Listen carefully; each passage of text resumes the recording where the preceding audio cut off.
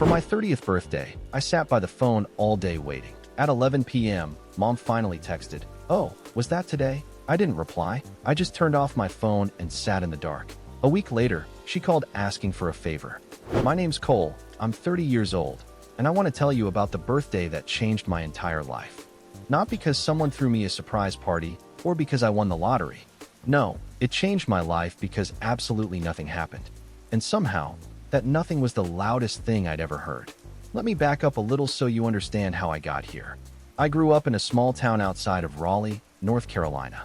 My mom, Jolene, had me when she was 22. My dad, Ray, stuck around until I was about 4, then decided that being a father was interfering with his dream of becoming a full-time disappointment. He moved to Florida, sent a birthday card every other year if I was lucky, and eventually just became a name on a piece of paper I never looked at. So it was me and my mom for most of my childhood, and honestly, for a while, that was enough. Mom worked at a dental office as a receptionist. She wasn't rich, but she kept the lights on and made sure I had shoes that fit. We were close when I was little. She'd read to me at night, take me to the park on weekends, make these terrible pancakes on Saturday mornings that I pretended to love because it made her so happy. Looking back, those might have been the best years of my life. Things started shifting when I was about 11. That's when my mom met Gerald.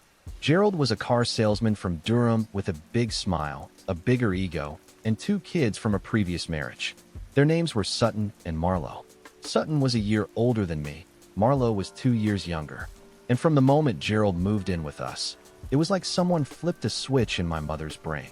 I don't know how else to describe it. It was like she got a software update and my file got corrupted. Suddenly, everything was about Gerald's kids. Sutton needed new cleats for soccer. Marlo needed a tutor for math. Gerald's weekends with them meant the whole house revolved around their schedule. And me? I just kind of existed in the background like a piece of furniture nobody remembered buying. I want to be fair here. I don't think my mom woke up one day and said, "You know what? I'm going to neglect my biological son." I think it happened gradually. She was so desperate to make Gerald happy, to keep this new family together, that she started pouring all her energy into proving she could be the perfect stepmom. And the easiest way to do that was to take the kid who'd always been low maintenance and just assume he'd keep being fine on his own. And for a while, I was fine. Or at least I told myself I was. I learned to cook my own dinners by 12. I signed my own permission slips. I figured out the bus schedule, so I didn't have to ask anyone for rides. When Sutton had his birthday parties with 15 kids in a rented bounce house, I told myself that was just because he was more popular. When Marlo got a brand new laptop for starting middle school, and I got a used one from a pawn shop for making the honor roll, I told myself it didn't matter because at least I had one. But here's the thing about telling yourself stuff doesn't hurt. Eventually, you run out of lies. High school was rough. Not academically. I was a solid student, mostly B's with the occasional A when I actually cared about the subject. But socially, emotionally, I was a mess. I didn't know how to ask for things because I'd spent years training myself not to need anything. I had a couple of friends, Deacon and Tully, who were good guys, but even they noticed something was off. Deacon told me once, junior year, "Dude, you act like you're a guest in your own house." I laughed it off, but that one stuck with me for a long time. Gerald wasn't mean to me. I want to be clear about that. He wasn't some evil stepfather from a movie. He was just indifferent. I was someone else's kid, and he treated me the way you treat a co-worker you see in the hallway. Polite nod, maybe a "how's it going," but nothing that required actual investment. The problem was that my mom adopted his energy. She matched his level of interest in me, which was somewhere between vaguely aware and, "oh right, he lives here." By the time I graduated high school, I'd already mentally checked out of the family. I got into a state university about 3 hours away, packed my stuff into garbage bags because nobody offered me luggage, and drove myself to campus in a used Honda Civic I'd bought with money from my part-time job at a hardware store. My mom hugged me goodbye and said, "Call me when you get there." I did. She didn't pick up. I left a voicemail. She texted back 4 hours later, "Glad you're safe." Marlo made the cheer squad. College was the first time I felt like I could breathe. I studied business, got an internship at a marketing firm, and slowly started building a life that didn't revolve around being invisible. I made real friends. I dated a girl named Waverly for 2 years who taught me what it felt like to have someone genuinely ask how your day was and actually listen to the answer. We didn't work out, but she left me better than she found me, and I'll always be grateful for that. After college, I moved to Charlotte and got a job at a mid-size advertising agency. Nothing glamorous, but it was mine. I worked my way up from junior copywriter to account manager in about 4 years. I bought a small condo. I adopted a dog, a goofy mutt named Hank who had one ear that permanently stood up and one that permanently flopped down. Life was good. Quiet, but good. Through all of this, my relationship with my mom was what I'd call holiday grade. We talked on Christmas, sometimes Thanksgiving, the occasional random Sunday when she remembered I existed. She'd fill me in on Sutton's latest achievement or Marlowe's sorority drama, and I'd listen and say the right things and hang up feeling like I'd just had a conversation with a customer service representative. I kept hoping it would change. Every year on my birthday, I'd think, this is the year she remembers on her own. This is the year she calls first thing in the morning like she used to when I was little, singing that off-key version of Happy Birthday that made me laugh. And every year, the call would come late, or not at all, or it would be a rushed, Happy Birthday, sweetie. Things are crazy here, sandwiched between updates about Gerald's golf tournament. Then came my 30th birthday. I don't know why 30 felt different. Maybe it's because it's one of those milestone numbers that's supposed to mean something. Maybe it's because I'd spent 20 years making excuses for someone who never made any effort for me. Whatever the reason, I woke up that morning with this weird feeling in my chest. Like I already knew what was going to happen, but I was going to sit there and watch it play out anyway, just to confirm what I'd been afraid to admit for years. I checked my phone at 7 in the morning. Nothing from Mom. Texts from Deacon and Tully. A call from my coworker Sloan, who I'd gotten close with over the past year. An email from my dentist reminding me about a cleaning. But nothing from the woman who literally gave birth to me. By noon, I'd stopped pretending to work. I just sat on my couch with Hank, staring at my phone like it owed me something. 2 o'clock. Nothing. 5 o'clock. Nothing. 8 o'clock. I ordered pizza I didn't eat. 10 o'clock. I turned on some show I didn't watch. At 11:14 in the evening, my phone buzzed. A text from Mom. 5 words. Oh, was that today? Happy birthday, sweetie. I stared at that text for a long time. I read it over and over until the words stopped looking like words. And then I did something I'd never done before. I didn't reply. I didn't make an excuse for her. I didn't type, "It's okay, no worries," like I had 100 times before. I just turned off my phone, turned off every light in my apartment, and sat in the dark with my dog, listening to nothing. It's a strange thing, realizing that the person who's supposed to love you the most has basically forgotten you exist. It doesn't hit you like a punch. It settles over you like fog. And once you see it clearly, you can't unsee it. A week later, my phone rang. It was Mom. And before I could even say hello, she launched right into it. "Cole, honey, I need a favor." I should have known. I really should have known. Because in 30 years of being Jolene's son, not once had she ever called me just to talk. Every phone call had a purpose, and that purpose was never me. "Hey, Mom," I said, keeping my voice as neutral as I could manage. "What's up?" "So listen," she started, and I could already hear the wind-up. That tone she gets when she's about to frame a demand as a reasonable request. "Gerald and I have been talking, and we're thinking about redoing the kitchen. You know how old that house is, and the cabinets are just falling apart. Anyway, we got a quote, and it's coming in around $45,000. I waited. There was no way she was about to ask me what I thought she was about to ask me.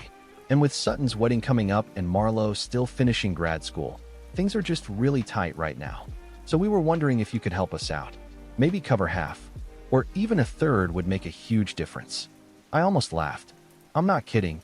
I had to physically press my lips together to stop it from coming out. This woman, who had texted me, "Oh, was that today, on my 30th birthday," was now calling to ask me for $15,000 for a kitchen renovation. Not because there was a leak. Not because something was broken. Because she wanted new cabinets. "Mom," I said slowly, "you forgot my birthday." Silence. "Then what?" "No, I didn't. I texted you. At 11 at night. 5 words. Cole, come on. I've been so busy with the wedding planning for Sutton. You know how crazy things have been. I'm sorry if the timing wasn't great, but you know I love you." There it was. The classic Jolene redirect. Acknowledge just enough to make you feel petty for bringing it up, then pivot to something about Sutton or Marlowe to remind you that her plate is full of more important things. "You've been busy planning Sutton's wedding," I repeated. Your stepson's wedding. He's not my stepson, Cole. He's family. We don't do that step thing in this house. Right? You don't do the step thing. But you do the forgetting your actual son's birthday thing. She got quiet. Not the kind of quiet that means she's reflecting. The kind of quiet that means she's recalculating her approach, the way a GPS reroutes when you miss a turn. I don't appreciate the attitude, she said. I called to ask for help because I thought you'd want to be part of this family. You're always so distant, Cole. You never come home. You never call. And now when I reach out, you throw my one mistake back in my face. I wanted to scream. I wanted to list every missed game, every forgotten milestone, every time she chose Gerald's kids over me. But I didn't, because I'd been trained not to. 20 years of swallowing it down doesn't just switch off because you're angry. I can't give you $15,000, Mom, I said. Even 10 would help. I'm not giving you money for a kitchen renovation. Fine. Her voice went cold. That particular brand of cold that Southern mothers weaponize better than anyone. I just thought you might want to contribute to the family for once. But I guess that was too much to ask. I hung up. I didn't say goodbye, didn't soften the landing. I just pressed the red button and sat there in my kitchen, which was about a quarter the size of hers and had cabinets that were genuinely falling apart. And I just breathed. That call broke something in me. Or maybe it fixed something. I'm still not sure which. The weeks after that were some of the worst of my life. Not because of the phone call itself, but because of what it unlocked. It was like pulling one thread and watching the whole sweater unravel. Every memory I'd carefully filed away under "it wasn't that bad" came flooding back, and this time I couldn't put them back in the drawer. I remembered the time I was 16 and got a part in the school play. It was a small role, but it was mine, and I was so excited I could barely stand it. I told my mom the show was on a Friday night. She said she'd be there. Friday came, and I stood backstage peeking through the curtain, scanning the audience. She wasn't there. After the show, I checked my phone. A text from Gerald. Your mom and I took Marlo to her volleyball tournament in Greensboro. Break a leg. The show was already over. I remembered the time I was 23 and got my first real promotion. I called my mom to tell her, and she said, "That's great, honey. Oh, before I forget, Sutton just got engaged. Can you believe it? Gerald is over the moon." She talked about Sutton's engagement for 45 minutes. She never asked what my new title was. I remembered every Christmas where Sutton and Marlo's gifts were wrapped in nice paper with bows, and mine was in a gift bag from the drugstore with a card that said "From Mom and Gerald" in Gerald's handwriting. I remembered the time I graduated from college and my mom brought Gerald, Sutton, and Marlo, and they all wanted to leave early because Marlo had a headache. Each memory was a little nothing on its own, but stacked together, they formed a wall. And I'd been living on the wrong side of it for my entire life. Sloane noticed something was off at work. She was the kind of person who paid attention, which was either her best quality or her most annoying one, depending on the day. She cornered me in the break room on a Wednesday, handed me a coffee I didn't ask for, and said, "You look like someone canceled your Netflix subscription and your dog in the same day." "I'm fine," I said, which is what men say when they're absolutely not fine. "Cool. So you're not fine. What happened?" I don't know why I told her. Maybe because she asked. Maybe because she was the first person to ask in a long time. But I sat down in that break room and told her everything. The birthday text, the phone call, the kitchen money, the 20 years of being an afterthought. I talked for so long my coffee went cold and Sloane had to reschedule a client meeting. When I was done, she looked at me for a long moment and said, "Cole, can I be honest with you?" "Sure. Your mom sounds like a piece of work. And I think you've spent your whole life trying to earn something from her that she's never going to give you." It hit me so hard I had to look away. Because she was right. That was exactly what I'd been doing. Every good grade, every promotion, every time I answered the phone on the first ring hoping it would be different this time, I was auditioning for a role that had already been cast. And the part went to Sutton and Marlo a long time ago. "So what do I do?" I asked. "You stop auditioning," she said. That night I went home, sat on my floor with Hank, and cried for the first time in years. Not the cinematic kind of crying where a single tear rolls down your cheek while sad music plays. The ugly kind. The kind where your face gets all twisted and you make sounds that scare your dog. Hank just sat there with his one floppy ear and his one straight ear, looking at me like I was defective, which honestly was fair. The next morning, my phone rang. It was Sutton. We weren't close. We'd never been close. He called me bro. even though we weren't brothers, and spoke to me maybe twice a year, usually when he needed something tech-related because apparently being under 35 made me the family IT department. "Hey bro," he said. "So mom told me you were being kind of difficult about the kitchen thing. She's really upset." "She's upset?" I said flatly. "Yeah, man. She said you hung up on her? That's kind of harsh, don't you think? She does a lot for this family." "What does she do for me, Sutton?" He paused. I could practically hear the hamster wheel in his brain struggling to find an answer. "I mean, she's your mom, dude. Right? She's my mom. And she forgot my birthday, then called a week later to ask me for 15 grand. Okay, but she's been stressed with the wedding planning and everything. Cut her some slack. Your wedding. She's been stressed planning your wedding. Our wedding, bro. It's a family thing." I took a breath. "Sutton, I've got to go. Just think about the kitchen money, okay? Gerald says the contractor needs an answer by next week." I hung up and blocked his number. Then I stared at my phone for a long time, thinking about the word family and how it can mean completely different things depending on which side of the wall you're standing on. The next couple of months were weird. That's the most honest way I can describe them. I didn't dramatically cut off my entire family or make some big announcement. I just stopped reaching out, stopped being the one to call, stopped texting first, stopped checking in on holidays before anyone checked in on me. And you want to know the most telling part? Nobody noticed. 3 months went by without a single call from my mom. Not one. No, how are you? No, just thinking about you. No butt dial, nothing. 3 months of silence from the woman who gave birth to me, and she didn't even seem to register that I was gone. If I needed confirmation that I was right about where I stood, the universe hand-delivered it with a bow on top. I'd be lying if I said it didn't mess with me. The first month, I was angry. White hot, couldn't sleep, replaying conversations in the shower angry. I'd be in the middle of a perfectly normal day, and suddenly my brain would serve up another memory like a terrible algorithm. Remember when she drove 4 hours to watch Marlowe's dance recital, but couldn't make it 20 minutes across town for your college award ceremony? Here you go, have that with your morning coffee. The second month, the anger turned into something heavier. Grief, I guess, because I wasn't just losing my mom. I was realizing I'd never really had her. The mom I was grieving was the one from before Gerald, the one who made bad pancakes and read to me at night. And that mom had been gone since I was 11. I'd just been too stubborn to admit it. The third month, something shifted. I woke up one Saturday morning, and for the first time in as long as I could remember, I didn't feel that weight in my chest. Hank was snoring at the foot of my bed. The sun was coming through the blinds, and I just felt quiet. Not happy exactly, but clear, like someone had finally turned off the static that had been running in the background of my brain for 20 years. I decided to talk to somebody professional about all of it. My buddy Deacon had been seeing a therapist named Dr. Calloway for a couple of years and swore by her. "She's like if your cool aunt had a psychology degree," he told me. He wasn't wrong. Dr. Calloway was a no-nonsense woman in her 50s who wore reading glasses on a chain and had a way of asking questions that made you answer before you realized you were talking. In our first session, she said something I'll never forget.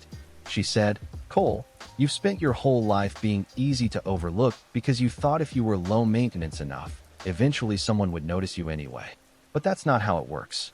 People treat you the way you teach them to treat you." I sat with that for a long time, because she was right. I'd never demanded anything, never made a scene, never said, "Hey, this hurts, and I need you to care." I just quietly absorbed it all, and then wondered why nobody saw the bruises. Therapy wasn't magic. I didn't walk out of my first session transformed into some enlightened version of myself. But session by session, week by week, I started peeling back layers I didn't even know were there. I learned that my need to be self-sufficient wasn't a strength. It was a survival mechanism. I learned that my inability to ask for help wasn't maturity. It was fear. And I learned that the reason I kept people at arm's length wasn't because I was independent. It was because I was terrified that if I let someone in, they'd forget about me too. While I was doing the inner work, something interesting started happening with the outer stuff. My career took off, not in a Hollywood montage kind of way, but in the slow, compounding kind of way that happens when you stop spending all your emotional energy on people who don't deserve it and start redirecting it toward yourself. I pitched a campaign at work for a regional restaurant chain that was trying to rebrand. It was bold, probably bolder than anything I'd normally have the guts to present. But Dr. Calloway had been working with me on this idea that playing small doesn't protect you. It just guarantees small results. So I went for it. I walked into that meeting with a full presentation and an energy I didn't know I had, and I absolutely knocked it out of the park. The client loved it. My boss, a sharp woman named Harlan who'd built the agency from nothing, pulled me aside afterward and said, "Where has this version of you been hiding?" I wanted to say behind a wall of unresolved family trauma, but I went with just been working on my confidence because that felt more appropriate for a professional setting. That campaign won a regional advertising award. My name was on it. Harlan promoted me to creative director, which came with a real office, a real salary bump, and the kind of respect that makes people stop talking when you walk into a room. Not because you're intimidating, but because they actually want to hear what you have to say. Around the same time, Sloan and I started spending more time together outside of work. Not dating, at least not at first. She'd invite me to things, a farmer's market, a comedy show, a hike that she promised was easy and turned out to be a near-death experience up the side of a mountain. I kept saying yes because she was the kind of person who made ordinary things feel interesting. One night we were sitting on her apartment balcony after a takeout dinner, and she said, "You're different lately. Not in a bad way. You just seem like you're actually here now. Like before, you were always half somewhere else." I said. I was always waiting for a phone call that was never going to come. She looked at me for a long time. Then she reached over and held my hand, and neither of us said anything for a while. And that was the moment I knew this was something more. Sloan wasn't Waverly. She wasn't gentle and patient and quiet. She was direct and loud and occasionally terrifying in the way that people who refuse to lie are terrifying. She told me once, early on, "I'm not going to tiptoe around your feelings, but I promise I'll never ignore them." And that was the most romantic thing anyone had ever said to me, which probably tells you everything you need to know about my emotional baseline. I also reconnected with Deacon and Tully in a real way. Not just the occasional text or the annual, "We should hang out more" conversation that never went anywhere. I actually started showing up. Game nights at Deacon's place. Weekend fishing trips with Tully, who was somehow terrible at fishing despite having done it his entire life. I started building something I'd never had before, a chosen family. People who didn't share my blood, but showed up anyway. 6 months after my birthday, I barely recognized my life. I had a job I was proud of, a woman who made me laugh harder than anyone I'd ever met, friends who called to check on me without needing a reason, a therapist who was systematically dismantling every defense mechanism I'd built since childhood, and a dog who still looked at me like I was defective, but in an affectionate way. And through all of it, not a single word from my mother. Not one. I'd stopped checking. That was the biggest change.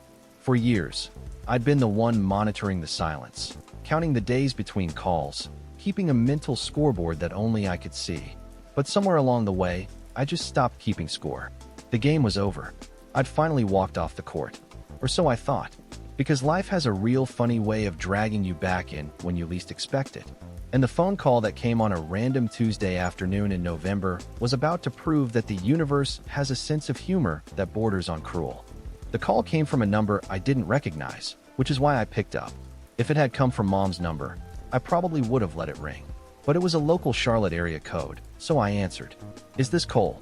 The voice was male, tired, and vaguely familiar in a way I couldn't immediately place.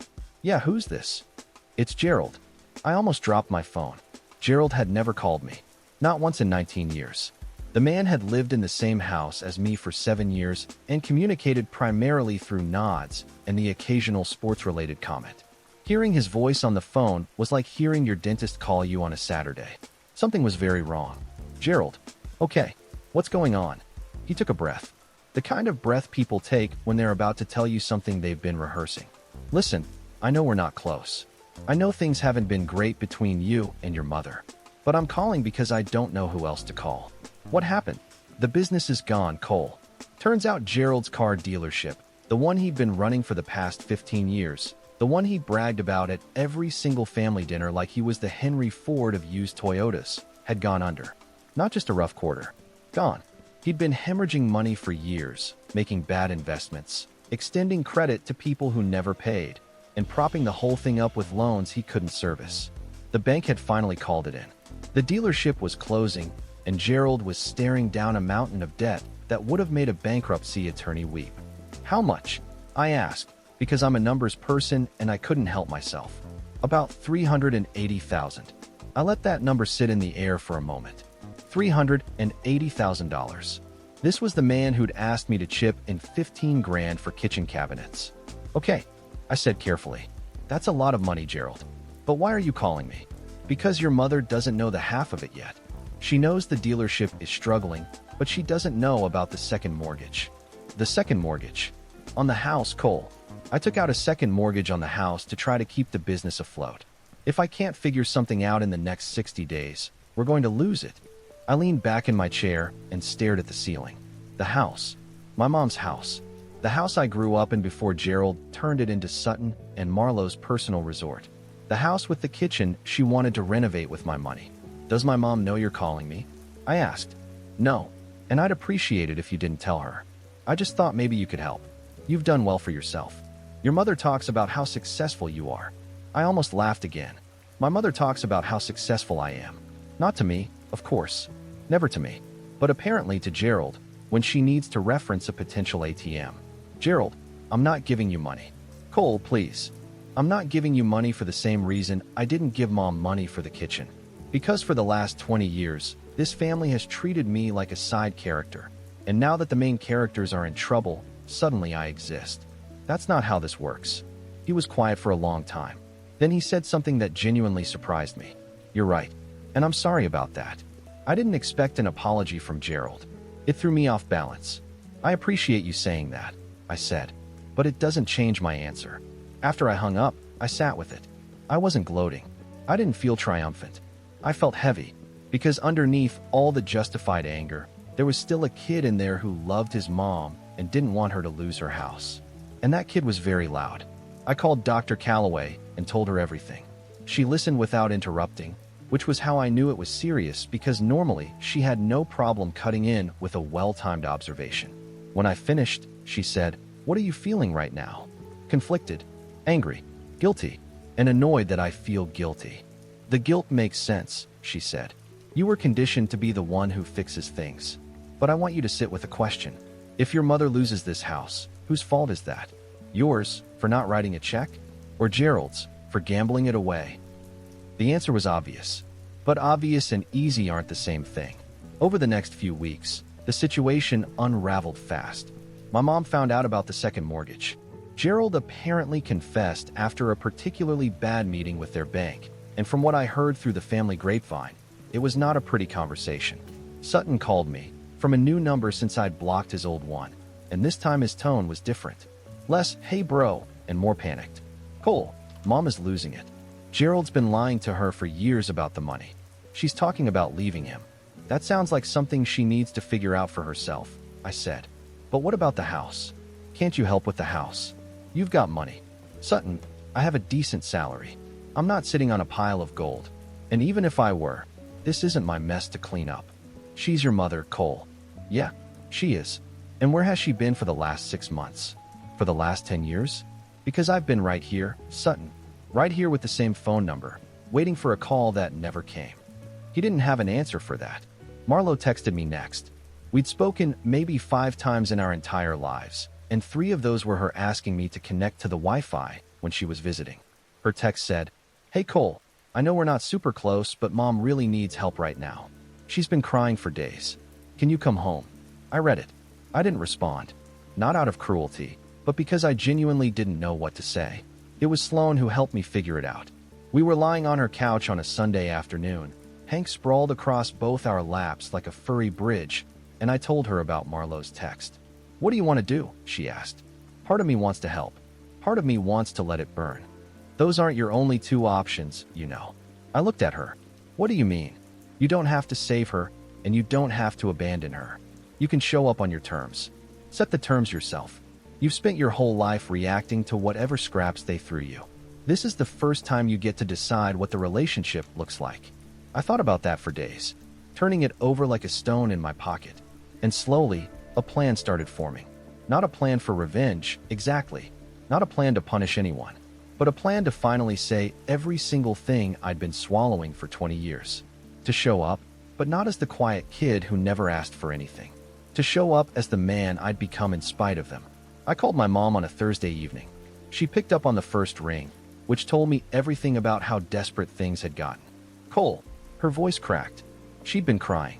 I could hear it. Hey, Mom. I heard about Gerald and the house. Cole, it's so bad. I didn't know. I swear I didn't know about the loans. I believe you, I said. And I did. Gerald had always been the one handling the money. Can you come home this weekend? Please? I really need to see you. I took a breath. Yeah, Mom. I'll come home. But we're going to have a conversation. A real one. And you're going to hear me out. Okay, she whispered. Okay, honey. I hung up and looked at Sloane, who'd been listening from across the room. She raised an eyebrow. Saturday, I said. I'm driving to Raleigh. Want company? Yeah, actually I do. She smiled. Good. Because I was coming either way. The drive from Charlotte to Raleigh is about 3 hours if you don't stop, which we didn't because I was running on a combination of adrenaline and the largest iced coffee known to mankind. Sloane rode shotgun and handled the music, which she took as seriously as a surgical procedure.